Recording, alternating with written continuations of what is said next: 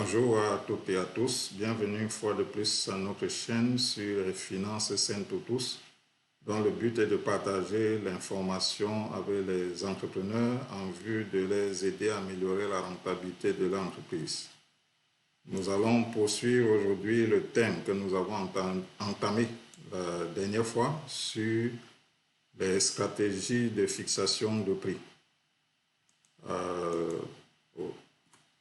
Juste rappeler que le prix a un effet important sur le profit de l'entreprise.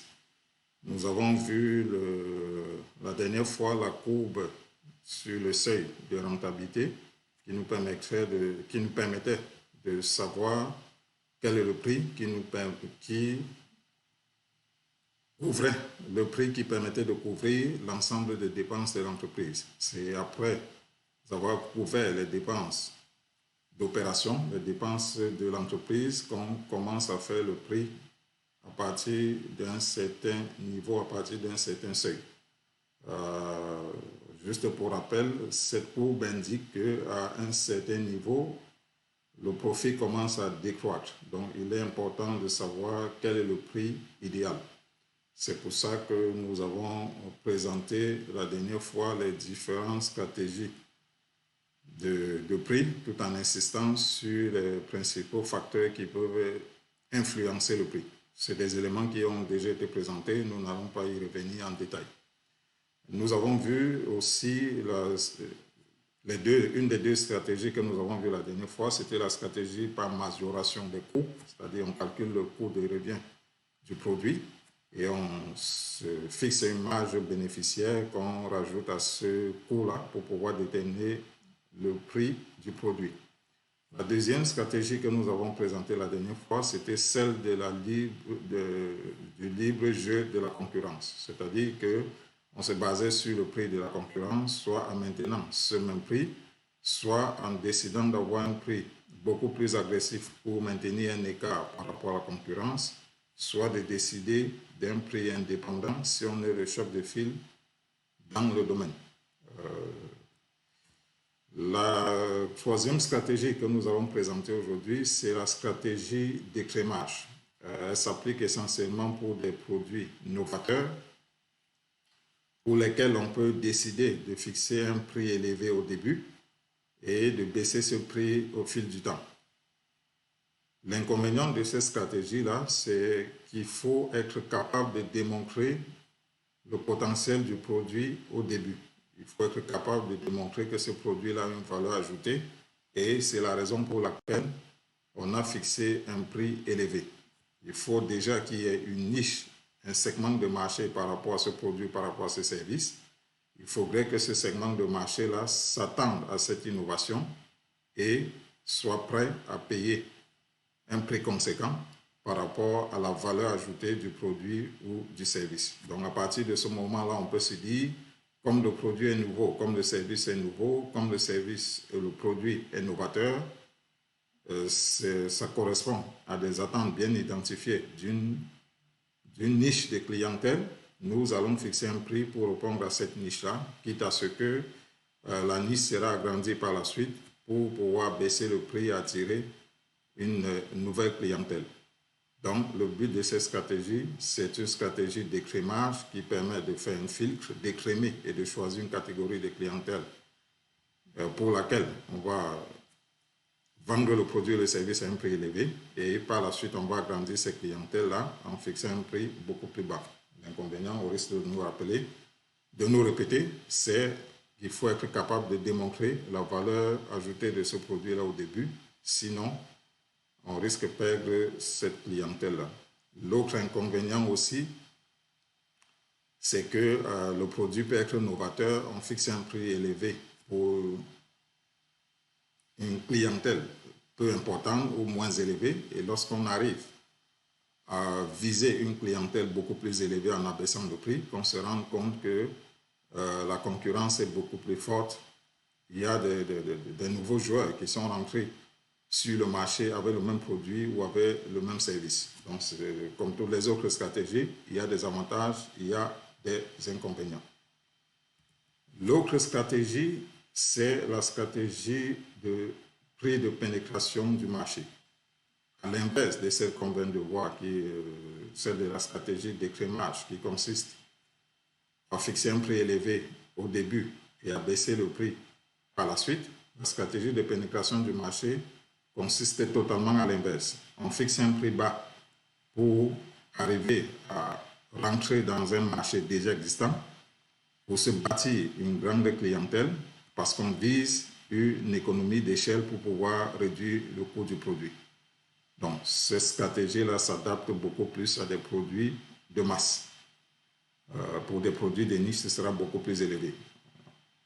Les produits de masse, ça veut dire qu'il y a une clientèle assez importante qui a besoin de ce produit-là. Et dans ces clientèles importantes, il y a une catégorie qui ne se préoccupe pas forcément de la qualité du produit, mais se préoccupe essentiellement du prix.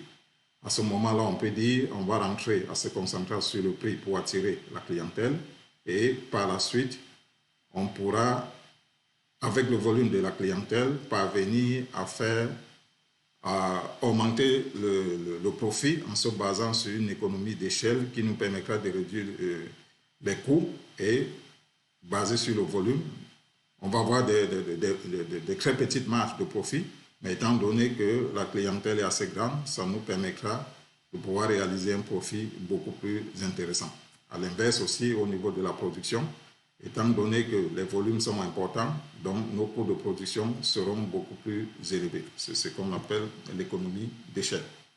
L'inconvénient de cette stratégie, c'est que les attentes des clients sont assez variées. Le client peut se concentrer sur le prix bas au début et avoir des exigences qui diffèrent au fil du temps.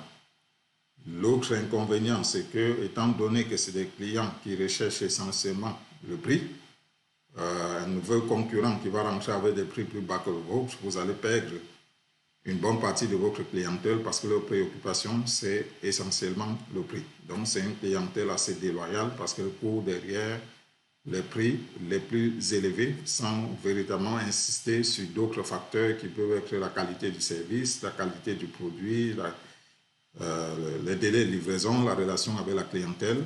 Leur principal objectif, c'est d'avoir des prix bas. Donc, c'est une clientèle assez déloyale. Il faut être conscient, lorsqu'on adopte cette stratégie-là, qu'on peut être amené à réduire les prix de façon assez régulière si on veut maintenir sa clientèle. La dernière stratégie, et pas des moindres, c'est la stratégie du prix en fonction de la valeur. L'idée ici, c'est de se dire, il y a une catégorie de clients qui achètent des produits, qui sont prêts à payer pour un produit en fonction de la perception qu'ils ont de ce produit-là. Vous pouvez considérer que c'est un produit qui n'est pas important ou alors c'est un produit qui n'a pas une valeur importante, mais le client il perçoit le produit comme étant quelque chose d'extrêmement important. On va prendre l'exemple sur des toiles. Lorsque un artiste fait une toile, sa perception de la toile n'est pas forcément celle du client qui décide d'acheter la toile.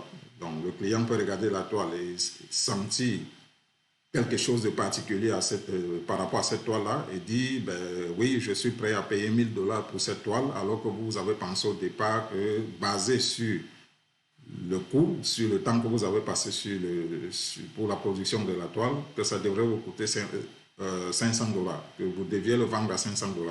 Donc la stratégie de majoration du coût que vous avez utilisé au départ pour calculer votre coût de revient en ajoutant une marge, ça peut vous donner un prix de 500 $, mais il y a des clients qui ont un sentiment par rapport à votre toile et qui sont prêts à payer 800 à payer 1 000 $ par rapport à la même toile à laquelle vous avez pensé à un moment donné, basé sur la stratégie de majoration des coûts, qu'à 500 $, vous deviez être capable de faire du profit. Donc, la stratégie ici est basée plus sur la perception du client que sur le coût de revient du produit. L'inconvénient, l'avantage de cette stratégie-là, naturellement, c'est le fait que c'est la perception du client qui détermine le prix. Et plus les profits, on peut facilement augmenter les profits pour faire croître l'entreprise. L'exemple que nous avons pris tout à l'heure, une toile que vous avez prévu vendre à 500 $, un client a un sentiment par rapport à la toile décide de l'acheter à 1000 $, c'est sûr que ça améliore vos profits et ça vous permet d'accroître beaucoup plus facilement les revenus de l'entreprise et la croissance de l'entreprise. L'inconvénient de cette stratégie-là, c'est qu'il faudrait qu'il y ait une adéquation avec les besoins du client. Naturellement, le sentiment que le client a eu par rapport à la toile numéro 1, il n'aura pas forcément le même sentiment par rapport à la toile numéro 2. Donc, c'est éventuellement un autre client qui pourra avoir un autre sentiment par rapport à la toile numéro 2, ce qui signifie dans ce contexte-là que les souhaits des clients peuvent varier et par conséquent, la valeur de votre produit ne sera pas exactement la même d'un client à l'autre ou d'un produit à l'autre.